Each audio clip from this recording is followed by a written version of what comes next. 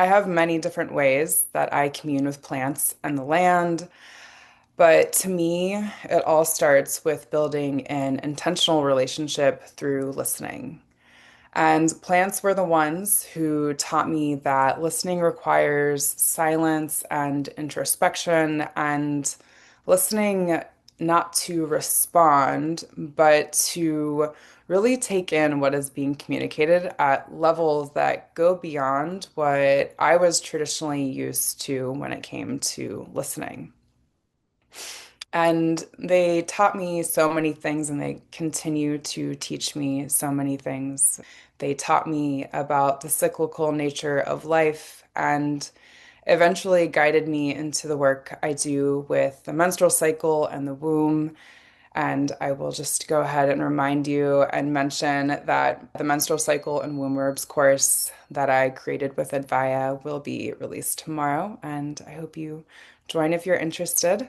And what I'm saying here today is greatly going to be supportive to everything I review in that course. So definitely keep that in mind. But back to what I was saying.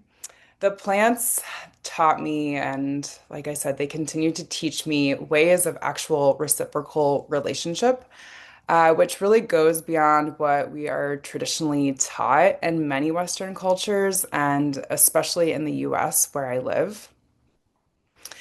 And that's something that I will speak a little bit more on in just a moment. But I want to dive a little bit deeper into how plants communicate. And this is something that I could do a whole course on. So I'm just going to lightly touch on my approach of listening to plants.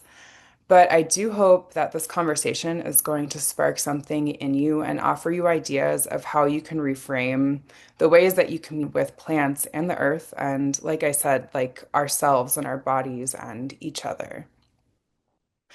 I will start by saying that plants communicate in unique ways.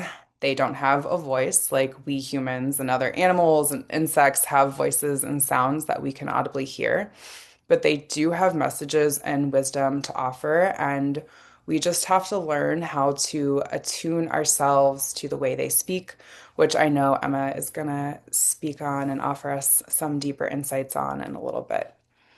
But above all, I just want to remind you that this listening requires relationship building, which means we have to get quiet. We need to remain present, and we need to recognize reciprocity has to be present to continue the exchange and flow that happens in relationships.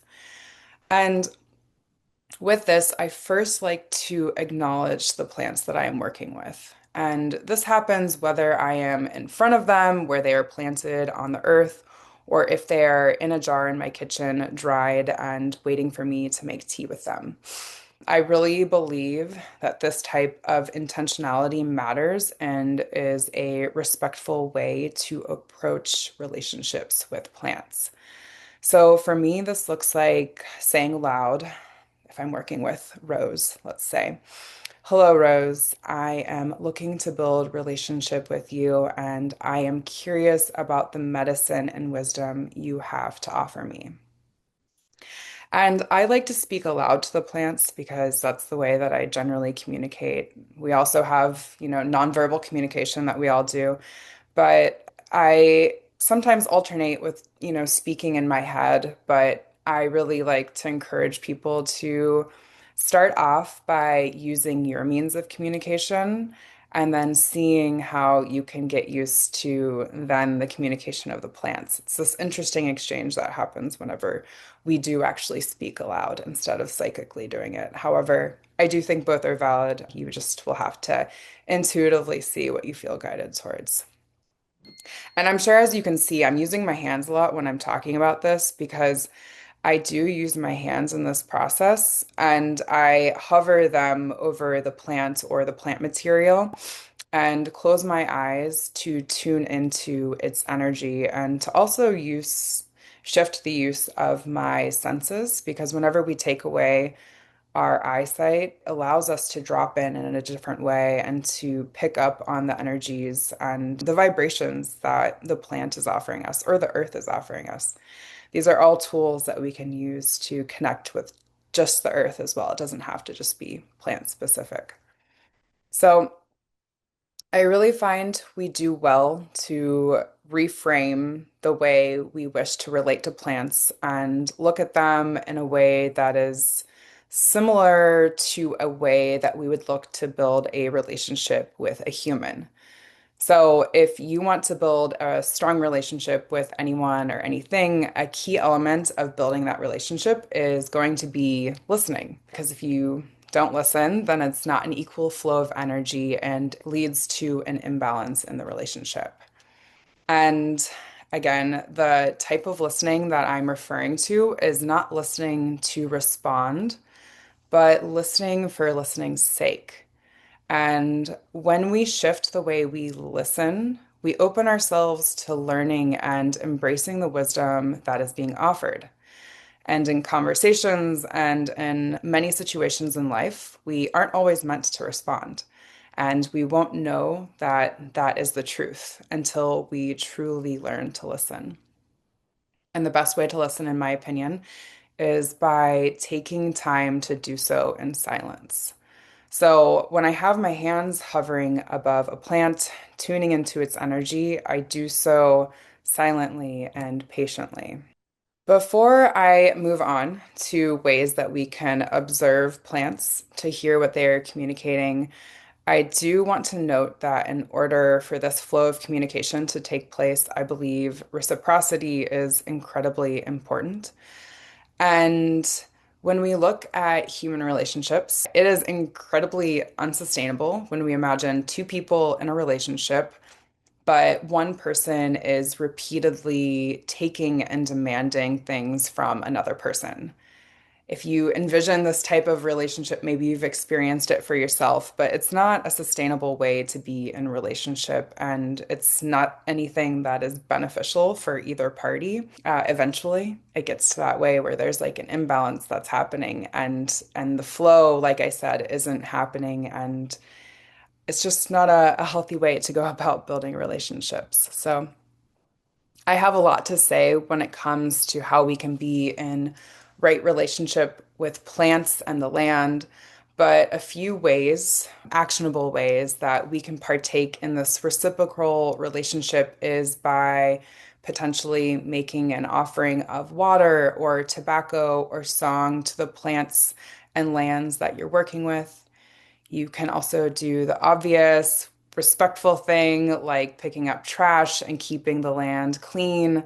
Or you can even learn more about the plants you wish to work with and their role in the local ecosystem. And also see if the plant you're wanting to work with is native or invasive and what that means and what that also means for the energy that you're going to have in exchange by building a relationship with them.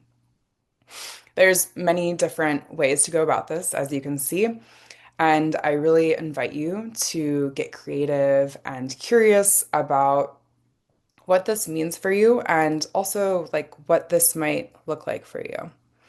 So next, I'm going to talk about listening to what a plant is communicating when it comes to where they are living, because it's in this space that we may learn a lot about a plant's potential medicinal, spiritual, and energetic qualities.